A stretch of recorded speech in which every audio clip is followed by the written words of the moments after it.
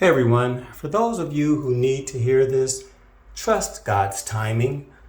I know as people, we can get very impatient about certain things or certain events that we think we want to happen, and we want them to happen in our time.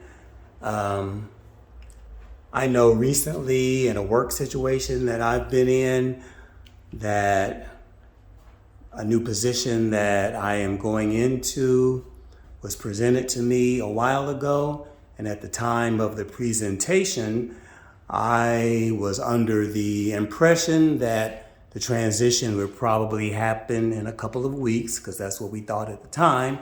But there were other circumstances that just kept popping up that kept delaying that transition.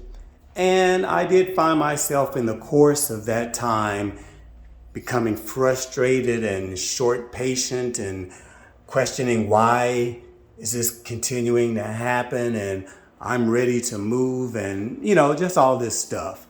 But God did speak to me during that time and reminded me that everything happens in His will and in His time, and that His timing is always perfect.